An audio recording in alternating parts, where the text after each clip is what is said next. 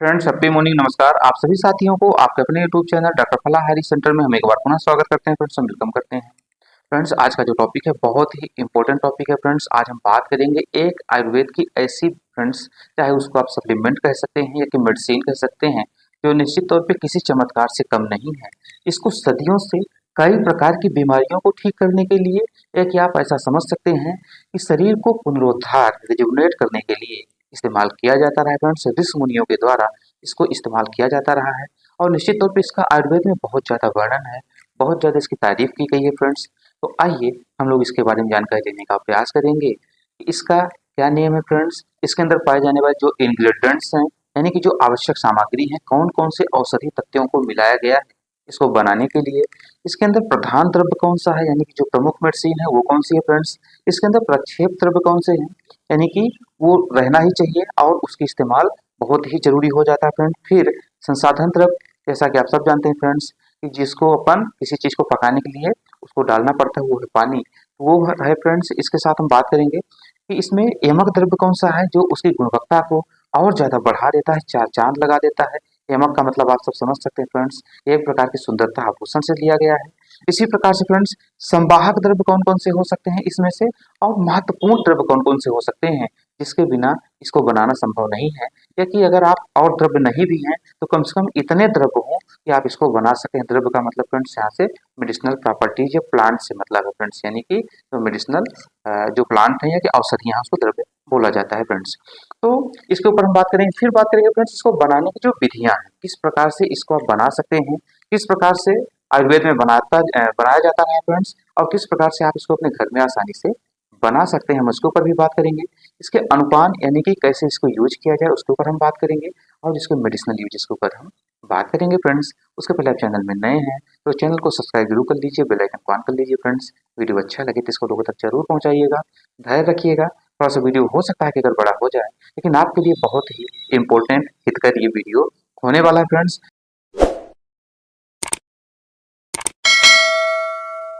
तो आइए हम लोग शुरू करते हैं।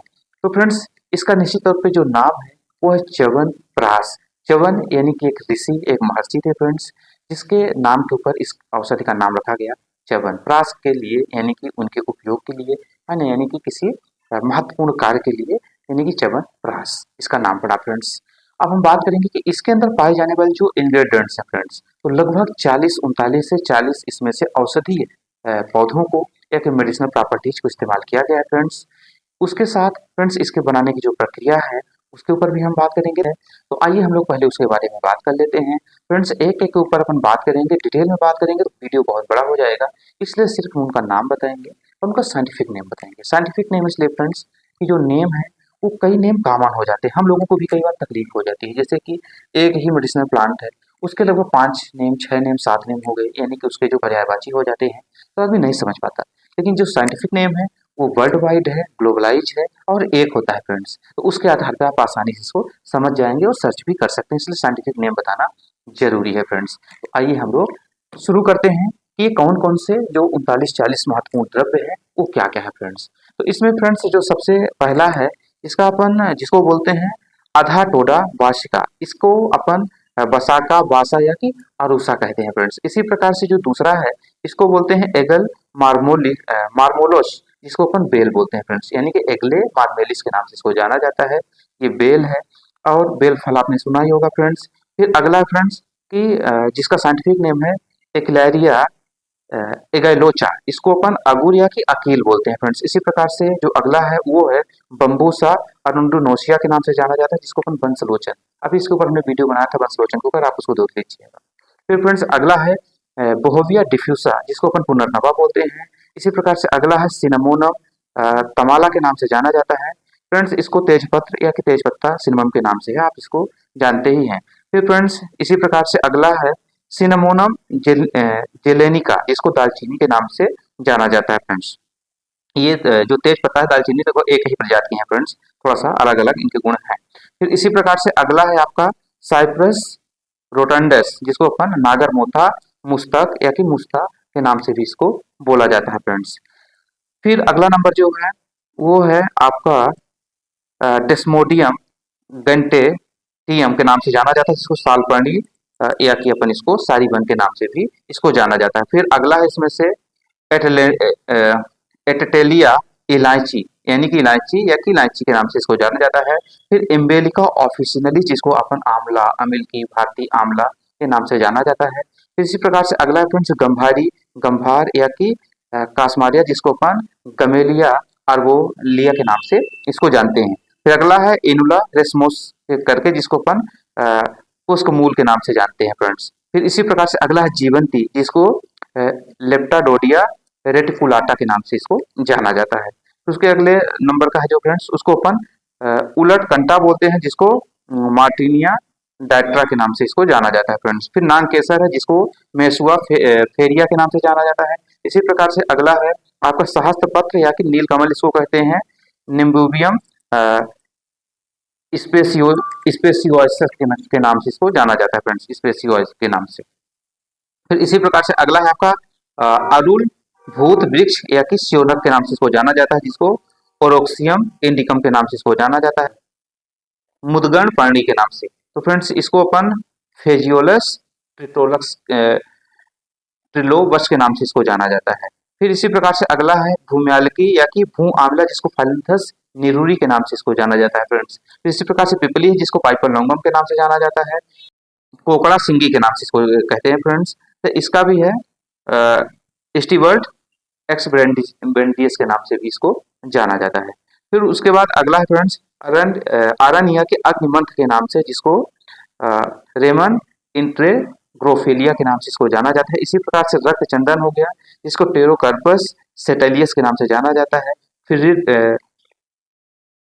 लेटा तिल का तेल, जिसको अपन सेसमम इंडिकम के नाम से जाना जाता है, सेसमा ऑयल, इसको आप सब जानती हैं फ्रेंड्स। इसी प्रकार से बाला बैरियाटा, जिसको अपन सीडा कार्डिफोलिया के नाम से जाने जाता है फ्रेंड्स। फिर इसी प्रकार से बृहति है, बृहति बारीक बारीक तेली या कि वन फंटा के नाम से जाना जाता है, जिसको सोलनम इंडिकम के नाम से इसको जाना जाता है। कंटकारी, जिसको अपन छोटी कटेरी कहते हैं, है ना, जिसको अपन सोलनम जेंथोकार्पम, कंटकारी जिसको बोलते हैं फ्रेंड्स, या कि कटेरी कहते हैं, सोलनम जेंथोकार्पम, ये बहुत अच्छा है मेडिसिनल प्लांट है फ्रेंड्स, यानी कि कांटे छोटे छोटे होते हैं इसमें से। इसी प्रकार से अगला पाटला, जिसको स्टीरो स्पर्मम सर्वे ओलम के नाम से इसको से जाना जाता है फ्रेंड्स। इसी प्रकार से है मासा प्राणी, जिसको टेरमरस लेवी या सीएम के नाम से जाना जाता है। फिर हरस, जिसको टर्मिनेलिया चेबुला बोलते हैं। फिर गुरची हो गया, जिसको टीरिस्पोरा कार्डिफोलिया बोलते हैं फ्रेंड्स। फिर गोचरू हो गया, जिसको ट्रिबुलस टेट्रिस बोलते हैं, ये आपका हो गया। फिर फ्रेंड्स अगला नंबर का जो हो गया वो है आपका पृष्ठापर्णी या कि पीथावन के नाम से जाना जाता है, जिसको उरालिया पिक्टा के नाम से जाना जाता है। इसी प्रकार से द्राक्षा, जिसको मुनक्का बोलते हैं, बीटिस वेनिफेरा, है ना, जिसको अपन द्राक्षा मुनक्का या कि आप इसको अंगूर बोल सकते हैं फ्रेंड्स, जिसको बीटिस वेनिफेरा के नाम से जाना जाता है। फिर गोघृत हो गया, यानी कि भारतीय गाय का घी, इसको तो आप जानते ही हैं। फिर मध हो गया फ्रेंड्स, यानी कि एक नेचुरल हनी बी, यानी कि जिसको अपन शहद से निकालते हैं फ्रेंड्स, यानी कि एपिस मेलिटस के नाम से, यानी मधुमक्खी है वो बनाती है।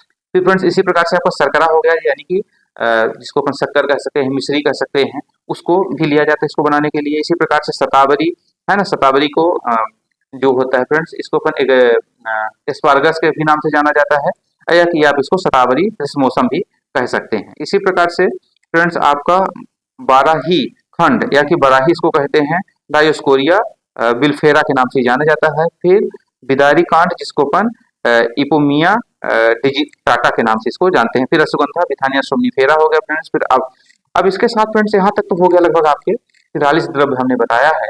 तो जिसमें से कि जैसे भी आपने देखा कि शक्कर हो गया, शहद हो गया, गाय का घी हो गया, अगर इनको अपन अलग कर दें तो 40 द्रव्य अभी हमने बताया है, और इन तीनों को मिला लें तो लगभग हमने 43 बताया है।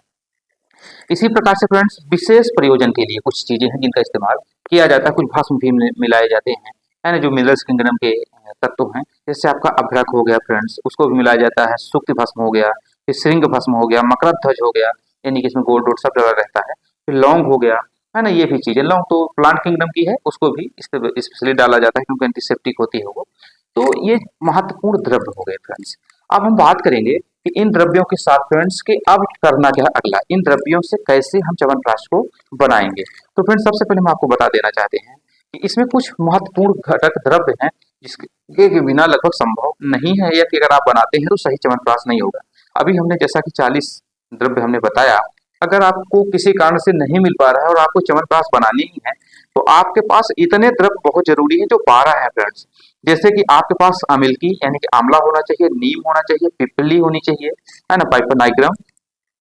तो उसके साथ फ्रेंड्स अश्वगंधा होना चाहिए आपके पास, सफेद चंदन, तुलसी, इलायची, अर्जुन, ब्राह्मी, केसर, घृत और शहद शामिल है। ये महत्वपूर्ण द्रव्य है कि अगर इतना है तो आप च्यवनप्राश आसानी से बना लेंगे और आपको बहुत सारे आवश्यक तत्व जो हैं उसका लाभ मिलेगा।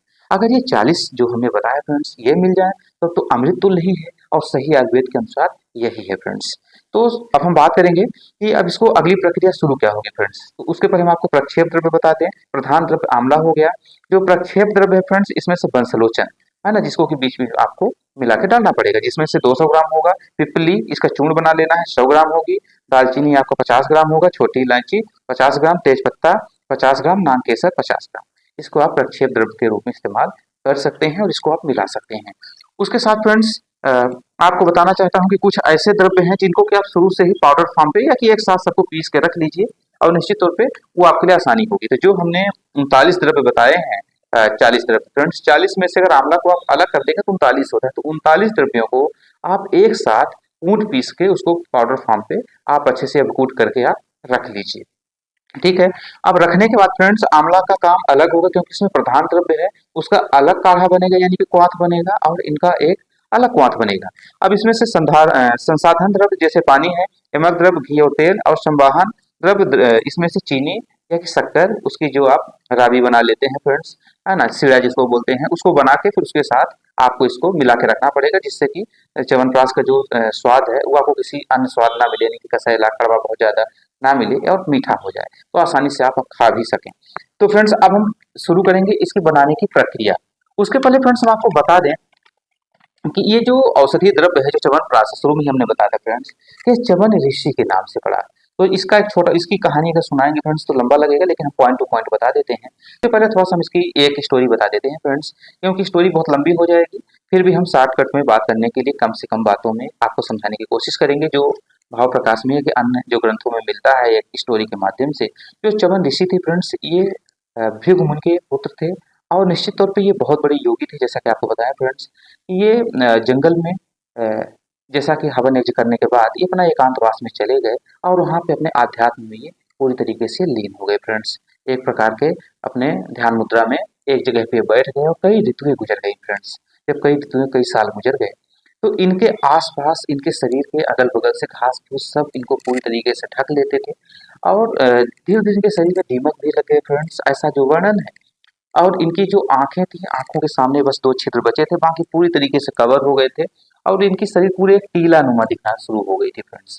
तो इसी समय हुआ क्या था कि एक राजा थे फ्रेंड्स जो कि काफी कहते हैं प्रतापी राजा थे, सरियाद के नाम से वो जाने जाते थे। तो वो अपने 4000 रानियों के साथ फ्रेंड्स, अब 4000 रानी सोच सकते हैं राजा महाराजा वो भी उस जमाने के, तो अपने रानियों के साथ वो जंगल में भ्रमण के लिए गए फ्रेंड्स, क्योंकि अब जहाँ ऋषि मुनि यज्ञ करते थे वो जगह निश्चित तौर पे आकर्षक रहती है फ्रेंड्स और लोगों के आने लायक रहती हैं, जहाँ पे वो विचरण करते हैं, घूमते हैं और अपने काज से राजपाट से थोड़ा सा अलग प्रकृति के गोद में भी लोग जाना पसंद करते हैं, जैसे हम आप समय समय पे अपने काम काज से अलग घूमने जाते हैं।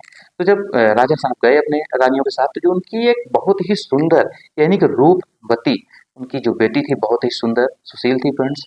तो कौतूहल के बस वो भी घूमते घूमते उसको अच्छा लगा कि एक टीला है ना, जहाँ पे च्यवन ऋषि थे। तो देखा कि एक टीला है, वो नहीं समझ पाई कि कोई ऋषि है और वहाँ पे 2 छिद्र हैं, उसमें से जाके कुछ नुकीले कांटा के आकार का कुछ चीजें ऐसे ऐसे कर दी। तो कर दी तो उनकी आंखें क्योंकि अपने ध्यान मुद्रा में थे तो आंख में चुभ गया और उनकी आंखें खराब हो गई फ्रेंड्स, यानी कि वो अंधे हो गए और वहां से खून निकलना शुरू हो गए। इससे च्यवन ऋषि काफी दुखी हुए और वो श्राप दे दिए। तो उनके साथ जो उनके सैनिक थे, जो उनकी रानियां थी, राजा साहब थे, उन्होंने ये श्राप दिया कि इनके जो मलमूत्र का त्याग की प्रक्रिया है वो ही बंद हो जाए। आप सोचिए मलमूत्र आप कितने देर रोक सकते हैं, 2 घंटा 4 घंटा, इससे ज्यादा तो संभव ही नहीं है। तो जब राजा साहब को ये पता चला तो पूछे कि ऐसा सब किसने हुआ, किसने ऋषि के साथ ऐसा ऐसा किया है, च्यवन ऋषि के साथ किसने अपराध किया, क्या किया। तो उनकी बेटी डरते डरते उनको बता दी कि हमने ऐसा ऐसा कर दिया। अब तुरंत वो आए, उनके पैर पड़े, माफी मांगी। तो उन्होंने च्यवन ऋषि कहा कि तभी हमारा जो श्राप वापस हो सकता है जब आप अपनी सुकन्या की शादी हमारे साथ कर दें, तभी अब ये श्राप वापस हो सकता है फ्रेंड्स। तो अब मजबूरी थी, करना पड़ेगा, उन्होंने कर दिया। करने के बाद बेटी को छोड़ दी, अपने घर चले गए। उसके बाद फ्रेंड्स वो कई सालों तक वो तब करती रही, यानी कि उनकी जो बेटी थी वो तो तब कर ही रहे थे, उनके साथ वो भी पतिव्रता स्त्री के रूप में उनकी सेवा सत्कार था वो भी अपना करती रही। अचानक अश्विनी कुमार जो आयुर्वेद के उस समय के चिकित्सक माने जाते थे फ्रेंड्स, है ना, जैसे ब्रह्मा से, दक्ष प्रजापति से, फिर अश्विनी कुमार कहते हैं संसार की पहली उन्होंने सर्जरी किया था फ्रेंड्स, है ना, जब दक्ष प्रजापति का सर काट दिया गया था फ्रेंड्स, है ना, शंकर भगवान दक्ष प्रजापति अपने ससुर का सर काट दिए थे, तो कहते हैं बकरे का सिर उन्होंने ही लगाया था, और वो इस संसार की, इस धरती की पहली सर्जरी है फ्रेंड्स, ऐसा कहा जाता है, ऐसा शास्त्रों में वर्णन मिलता है। तो फ्रेंड्स फिर वो अश्विनी कुमार उधर से जा रहे थे, तो वहाँ पे ठहरे, और उसी समय वो कन्या जिसको अपन ने बताया कि उनकी जो पुत्री सुकन्या थी महाराजा साहब की, अब तो वो उनकी चमन ऋषि की पत्नी बन गई थी, उसने काफी उनका स्वागत सत्कार आदर किया। तो उससे वो खुश होके अश्विनी कुमार ने कहा कि आपको क्या चाहिए, तो उसने निश्चित तौर पे सभी अपना सुख समृद्धि चाहता है, तो बोले कि अगर आप देना ही चाहते हैं तो हमारे पति यानी कि चमन ऋषि जी की आंख वापस कर दीजिए और उनको स्वस्थ कर दीजिए, क्योंकि काफी बूढ़े हो गए थे, कुछ शरीर में बचा नहीं था। तो बोले कि ठीक है। तो उन्होंने उस उद्देश्य के लिए इस औषधि की खोज की, वो गए, इस औषधि को बनाए, और उसके बाद नदी में वो तीनों लोग गए, और स्नान करके जैसे निकले तो तीनों का एक भेष हो गया था अश्विनी कुमार जैसे, वो क्योंकि सुंदर राजकुमार, बहुत ही कम उम्र के, बिल्कुल आप सोच ही सकते हैं 25-30 साल के लड़के बहुत ही अच्छे लगते थे, तो उसी जैसा उन्होंने बना दिया। अब उन्होंने कहा कि आप ये देखो कि यहाँ पे पति इस तीनों में से कौन सी है। तो निश्चित तौर पे उनकी कुछ एक्टिविटी, शरीर तो सुंदर तो आपने कर दिया, लेकिन बहुत सारी ऐसी क्रियाएं होती हैं जो उनकी पत्नी समझ गई, और उसने अपने पति को बता दिया। उसके बाद फ्रेंड्स ये बात महाराजा साहब को पता चली, यानी कि सरियात को पता चली, तो वो आए और उन्होंने यज्ञ करने के लिए कहा चमन ऋषि से कि आप हमें आशीर्वाद दें कि हम इस खुशी में यज्ञ कर सके अपनी बेटी के इस कार्य के लिए। तो उन्होंने जब यज्ञ करना शुरू किया, तो उन्होंने अश्विनी कुमार को निमंत्रण दिया, तो इससे इंद्र नाराज हो गए थे, बोले कि वो तो देवताओं के वैद्य हैं, यानी कि डॉक्टर हैं, और उनको क्यों बुलाया जा रही है, देवताओं के लिए है यज्ञ। तो उन्होंने चमन ऋषि नहीं माने, तो इंद्र ने उनके ऊपर वज्र छोड़ दिया, तो उन्होंने अपने शक्ति से वज्र को वापस कर दिया, और उसके बाद उन्होंने राक्षस बना दिया जो इंद्र को परेशान किया। फिर इंद्र ने माफी मांगा और अंततः इंद्र को भी मुक्त किया और यज्ञ संपन्न हुआ। ऐसा फ्रेंड्स कहानी में मिलता है। ठीक है, होगा ही, आप सब मान सकते हैं, जो मानते हैं, जो नहीं मानते तो ना माने, लेकिन निश्चित तौर पे फ्रेंड्स ये औषधि की हम बात कर रहे हैं, अपने पॉइंट में आते हैं। अब इसको बनाने की प्रक्रिया क्या है फ्रेंड्स, इसको बनाने की जो प्रक्रिया है फ्रेंड्स, सबसे पहले क्या करेंगे कि जो 39 द्रव्य, अभी हमने 40 द्रव्य गिनाया था आंवला सहित, तो 39 द्रव्यों को अच्छे से अब कूट करके पाउडर उसका अलग करके रख लेते हैं। फिर फ्रेंड्स हम आंवला लेते हैं। अब आंवला कितना लेना है, वैसे तो हर जगह 500 का बनाना है, 500 आंवला लेना है, पर हमको कम या ज्यादा भी बनाना पड़ सकता है, तो इसलिए फ्रेंड्स उसको हम वजन के हिसाब से बात करेंगे। और वजन कितना होना चाहिए फ्रेंड्स, इस 500 आंवला आप समझ सकते हैं कि यहाँ पे वर्णन है, लेकिन आप जितना वृहद आंवला लें, है ना, उसको वजन कर लें, तो उसका जो है 16वां भाग पानी होना चाहिए फ्रेंड्स, क्योंकि हमको बनाना पड़ेगा क्या, क्वाथ। तो उसका क्वाथ भी हम बनाएंगे। तो फ्रेंड्स सबसे पहले क्या क्वाथ बनाएंगे, जो हमारे पास 39 द्रव्य हैं, इनको यवकूट हमने कर लिया था, पानी हमने ले लिया 16वां भाग, यानी कि जैसे मान लीजिए कि आपने सभी का 1-1 केजी ले लिया या 100-100 ग्राम ले लिया, जितना भी आपने लिया, तो उसको सबको बराबर मात्रा में लेके 39 द्रव्यों को उसको कूट पीस के अच्छे से रख लेना है, और उसका 16वां भाग पानी, जैसे वजन में मान लीजिए कि 1 केजी आया, ठीक है फ्रेंड्स आपका द्रव्य, तो आपको 16 केजी पानी ले लेना है। तो पानी में इसका क्वाथ को बना लेना है। क्वाथ बनाने का तरीका क्या है कि पानी में इसको आप डाल देंगे, और निश्चित तौर पे पानी पकते पकते जब वो आधा हो जाए, यानी कि आठवां भाग बचे, वो 16 का 8 हो जाएगा, तो 8वां भाग हो जाए फ्रेंड्स, तो उसको आप छान के उस क्वाथ को आप औसत द्रव्य को आप रख लेंगे फ्रेंड्स, है ना, कि जो औसत द्रव्य है आप उस औसत द्रव्य को आप उसमें पका के यहाँ पर रख लेंगे। ठीक है, बाकी की चीजें छान के फेंक देंगे, और उस क्वाथ को आप काढ़े को आप रख लेंगे।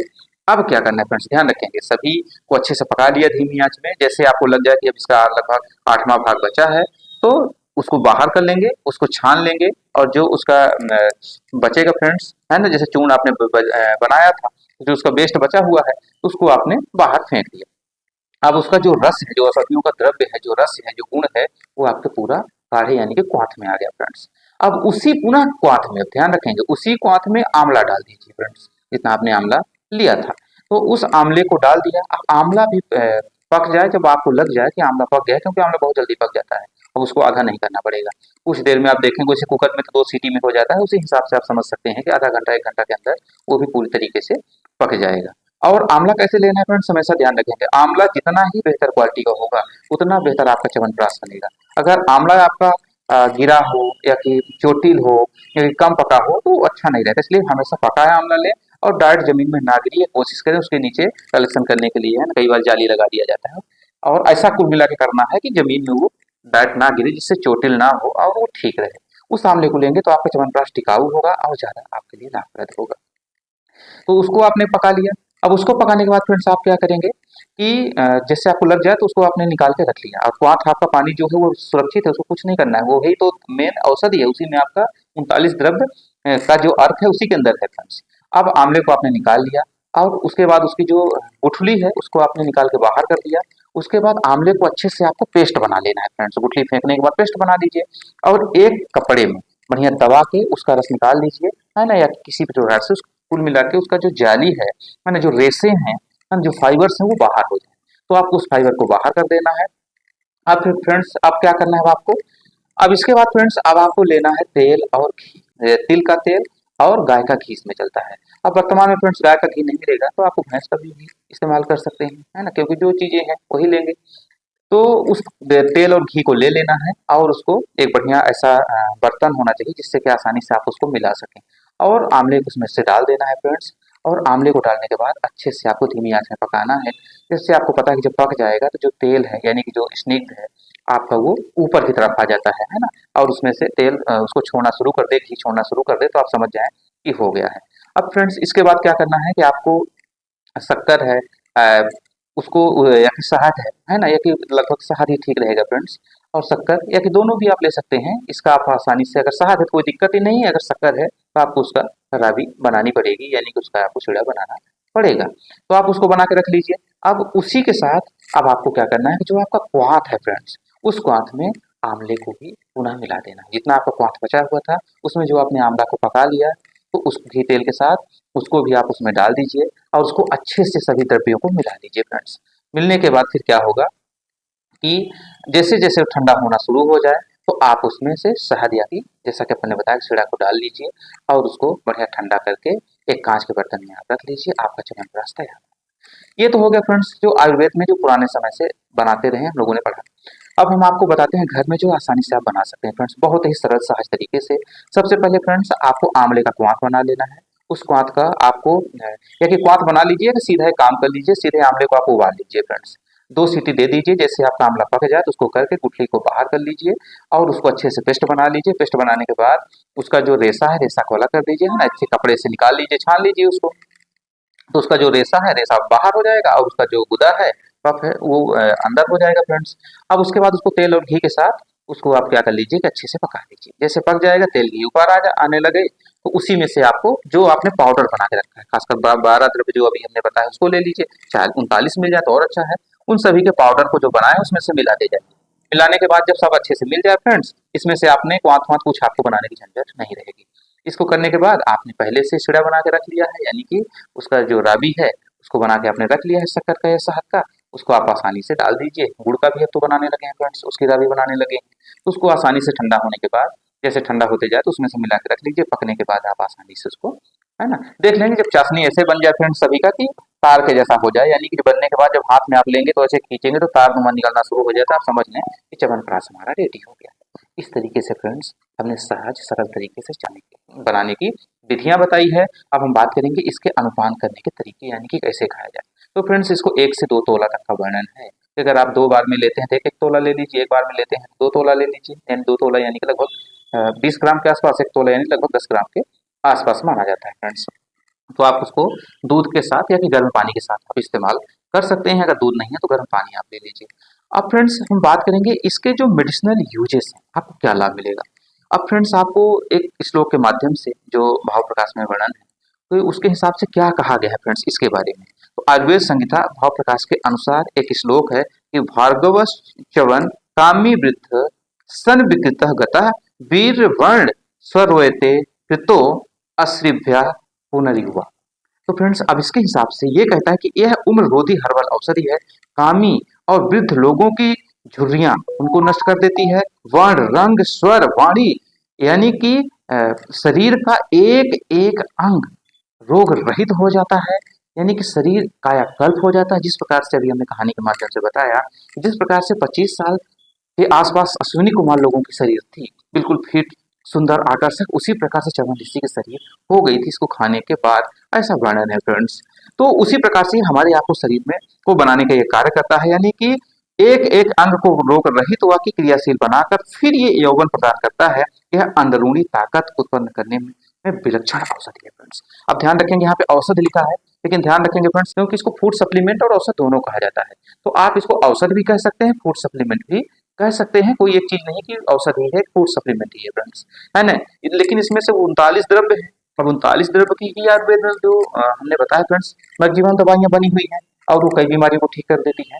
फिर इसको कोई भी खा सकता है फ्रेंड्स, ध्यान रखेंगे। जब औषधि होती है तो औषधि को बीमारी में दिया जाता है, लेकिन च्यवनप्राश को कोई भी खा सकता है, ओल्ड एज का हो, यंग एज का हो, हेल्दी हो, है ना, डिसीज हो, कुछ भी हो, वो सभी कोई खा सकते हैं। लेकिन ध्यान रखेंगे फ्रेंड्स, अगर आपको किसी प्रकार की गंभीर बीमारियां हैं, हृदय रोग है, बीपी की समस्या है, शुगर की समस्या है, और भी कोई गंभीर बीमारियां हैं, तो आप अपने चिकित्सक के या कि आयुर्वेदाचार्य के मार्गदर्शन में ही लें फ्रेंड्स। ये हम लोगों को कहने की जरूरत पड़ती है, क्योंकि निश्चित तौर पे कुछ ऐसे इसमें से भाग हैं, खासकर मीठा है, तो डायबिटीज के रोगियों के लिए हार्मफुल हो सकता है। इसलिए इसको लेने के पहले अगर आपको कोई बीमारी है तो, और नहीं है तो आसानी से आप खूब खाइए फ्रेंड्स, जैसा कि अपन ने बताया है, और आपको बहुत सारे से लाभ मिलेंगे फ्रेंड्स। और लाभ इसके बताएंगे तो एक एक बीमारी हम बताते रहेंगे, इससे कोई मतलब नहीं, हमने सारांश बता दिया है कि शरीर को पुनरुद्धार ये कर देगा, नया कर देगा। अब आप सोच लीजिए कि हर चीज ठीक कर देगा आपका, यानी कि बाल से नाखून तक। तो उम्मीद करते हैं वीडियो आपके लिए इन्फॉर्मेटिव होगा। मिलेंगे नई वीडियो के साथ, तब तक के लिए अनुमति दीजिए, नमस्कार।